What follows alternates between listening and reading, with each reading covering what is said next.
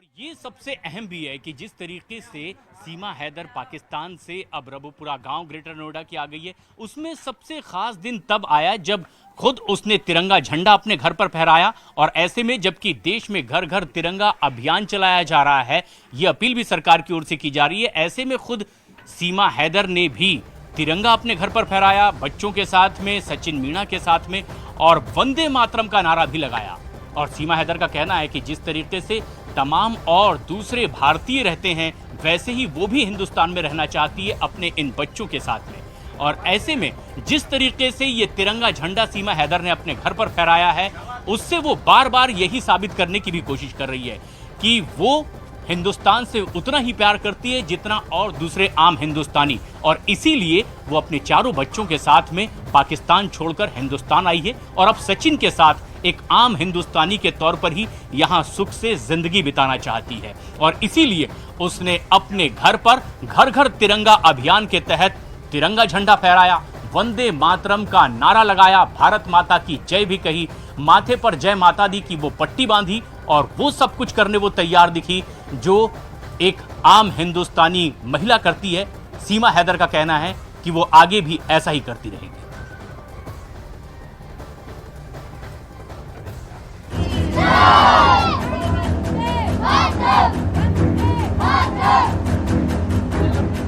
माथे पर माता की चुनरी, कंधे पर केसरिया दुपट्टा, हाथ में तिरंगा झंडा और जुबान पर भारत माता की जय के साथ वंदे मातरम का जय घोष।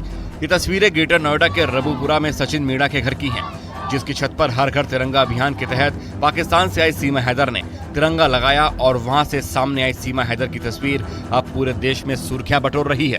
भारत माता की जय! भारत माता की जय! वंदे मातरम! वंदे मातरम!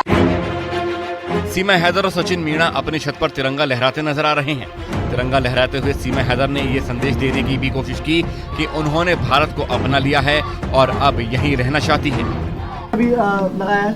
बिल्कुल लगाया है। मैं भारतीय हूँ और मैं लगाऊंगी हमेशा सारी जिंदगी।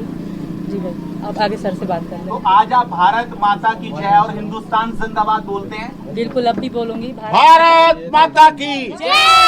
वंदे मातरम! वंदे मातरम! वंदे मातरम! पाकिस्तान मुर्दाबाद! पाकिस्तान मुर्दाबाद! तिरंगे के साथ सीमा हैदर की तस्वीर इस वक्त सोशल मीडिया पर छाई हुई है। वहीं फिल्म साइन करने के दावों पर भी सीमा हैदर ने पूर्ण विराम लगा दिया है।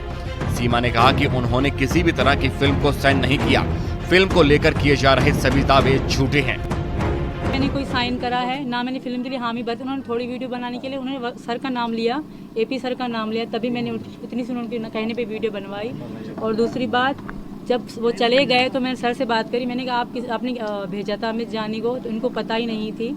तो उस मतलब धोखे से वो आए थे, क्योंकि उनको मैं जानती तक नहीं थी। मुझे ये भी पता नहीं उन्होंने कितनी फिल्में बनाई थी या नहीं बनाई थी, इस बारे में मुझे उनकी कोई जानकारी। हालांकि सीमा हैदर पर बन रही फिल्म में भले ही उनका कोई रोल नहीं है, लेकिन इस फिल्म की शूटिंग शुरू हो चुकी है, जिस पर विवाद भी शुरू हो गया है।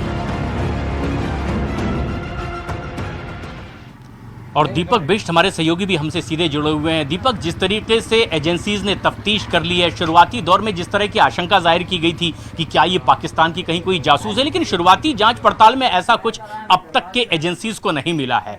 अब जबकि घर घर तिरंगा के तहत सीमा हैदर ने सचिन के साथ, अपने बच्चों के साथ, पूरे परिवार के साथ घर पर तिरंगा लहराया, भारत माता की जय कही, वंदे मातरम का नारा लगाया, अब किस तरीके से सीमा हैदर अपनी बात रखती नजर आ रही है और जो तफ्तीश का एंगल है वो अब क्या?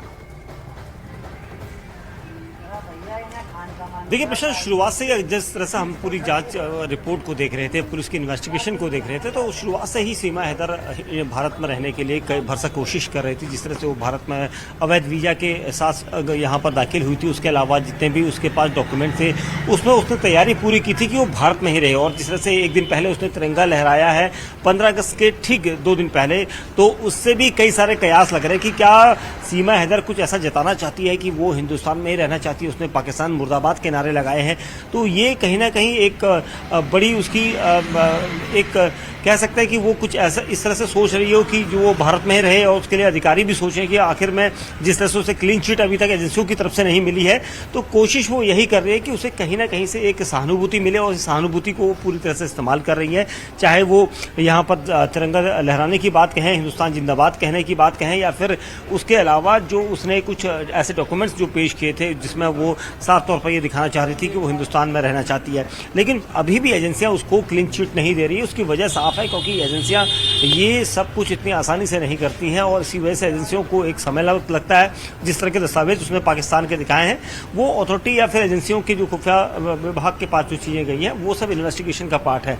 और जब तक वो पूरी इन्वेस्टिगेशन क्लीन नहीं हो जाती है, तब तक सीमा हैदर को क्लीन चिट नहीं दी जा सकती। और इसी वजह से सीमा हैदर तब तक दूसरी चीज़ों से अपनी सहानुभूतियाँ जो यहाँ पर बटोर रही है, स्थानीय लोग कहें या फिर आस पड़ोस के लोग कहें या फिर दूर दराज से आने वाले लोग, सबके बीच में वो चर्चा में बनी हुई है। जी प्रशांत।